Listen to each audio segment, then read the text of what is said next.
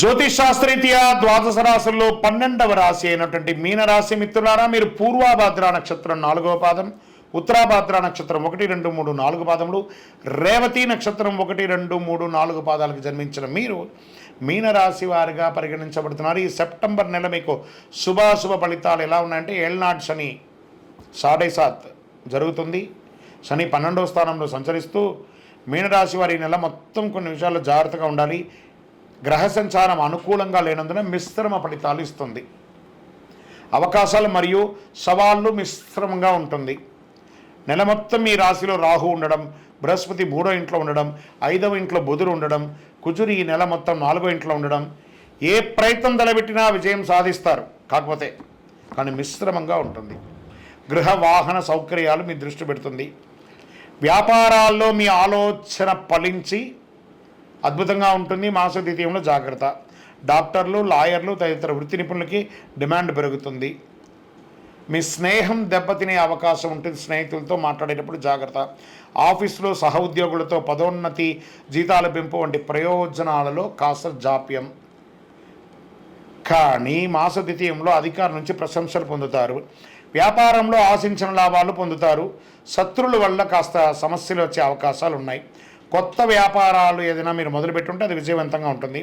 మీ యొక్క వ్యాపారాన్ని విస్తరింపజేసే అవకాశాలు గట్టిగా ఉన్నాయి. కుటుంబంలో సంతోషం మిశ్రమంగా ఉంటుంది. కాస్త బాగుంటారు, అప్పుడు కొంచెం డిస్టర్బెన్స్గా ఉంటుంది. సమాజంలో గౌరవ మర్యాదలు మాత్రం చాలా పెరుగుతుంది. బంధువులు, స్నేహితులు ఎంతో సహకరిస్తారు. మాస ద్వితీయంలో భార్యాభర్తల మధ్య అన్యోన్యత పెరుగుతుంది. నెలాఖరులో చిన్న చిన్న అభిప్రాయాలు రావచ్చు, కానీ ఏమి ప్రభావం ఉండదు.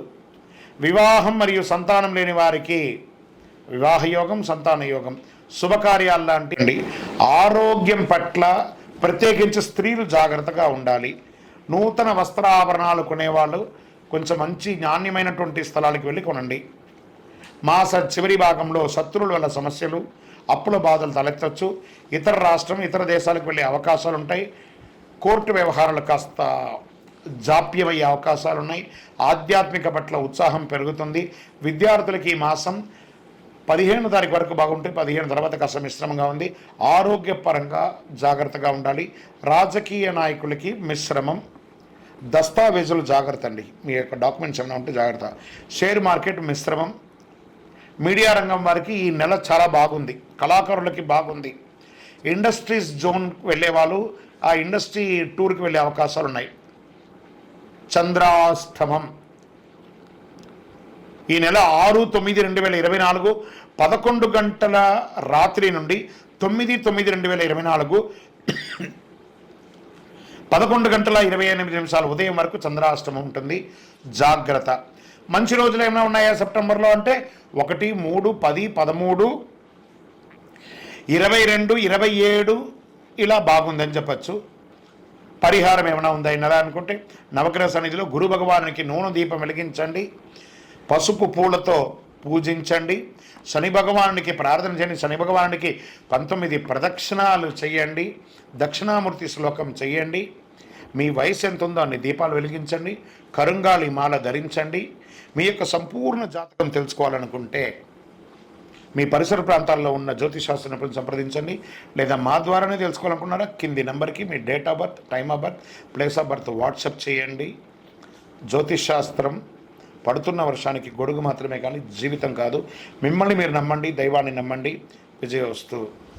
ఈ యొక్క ద్వాదశ రాశుల ద్వారా మేము చెప్పినటువంటి ఈ యొక్క రాశి ఫలితాలన్నీ చూస్తున్నటువంటి మా యొక్క బంధుమిత్రులందరికీ